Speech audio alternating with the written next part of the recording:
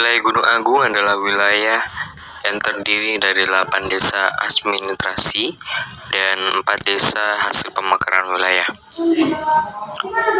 Kecamatan Gunung Agung adalah wilayah yang beriklim tropis, di mana pengembangan pada sektor pertanian memiliki peluang yang sangat besar bagi wilayah yang beriklim tropis. Berdasarkan analisis kami, pengembangan pada sektor pertanian, terkhusus pada pertanian singkong, memiliki peluang yang sangat besar pada wilayah Kecamatan Gunung Agung.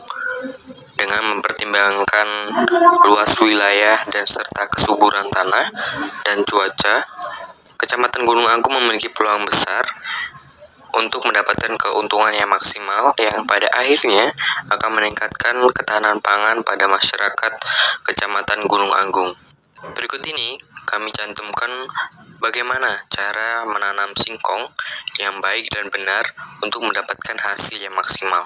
Maka dari itu, hal yang perlu diperhatikan untuk mencapai hasil yang maksimal dalam pengembangan dan pengelolaan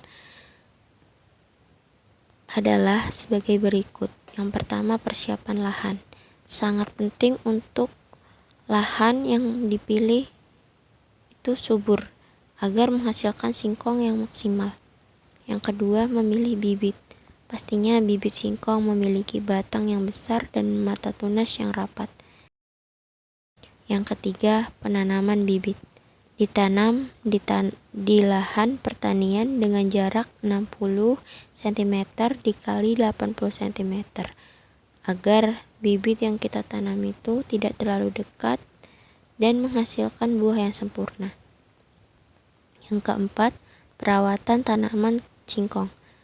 Dengan penanaman singkong, melakukan perawatan pupuk 3-4 minggu atau setelah penanaman singkong, batang tersebut mengeluarkan tunas dan daun 5-7 helai. Lalu lakukan dengan pupuk kimia dengan ukuran yang sesuai. Perawatan yang baik harus mencukupi penggunaan pupuk lepas lambat. Yang kelima itu proses panennya singkong. Umumnya singkong dipanen sekitar 7-8 bulan.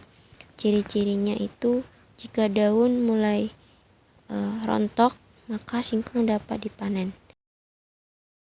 Amdal atau permasalahan yang terdapat pada penanaman batang singkong ini antara lain yaitu pemakaian pupuk secara berlebihan, penanaman di tanah berbatu atau tandus, dan penanaman di tanah basah.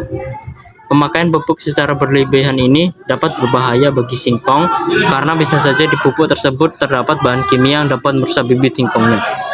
Lalu penanaman di tanah berbatu atau tandus juga dapat membuat singkong menjadi kurus karena akarnya tidak bisa menjangkau unsur hara dalam tanah tersebut.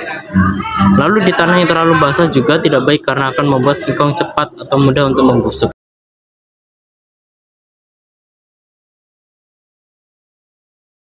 Kemudian solusi dari kami adalah pada penggunaan pupuk sebaiknya menggunakan bahan organik atau bahan daur ulang. Bahan organik ini dapat berupa daun kering dan kotoran kambing yang aman dan bisa diatur sendiri takarannya. Menggunakan pupuk dari pabrik juga boleh, tetapi harus sesuai takaran supaya singkong tidak terhambat pertumbuhannya. Lalu kita juga harus memperhatikan kondisi lahan yang kondusif dan subur supaya dapat ditanami. Nah, berikut adalah potensi-potensi perkebunan desa yang ada di Kecamatan Gunung Agung.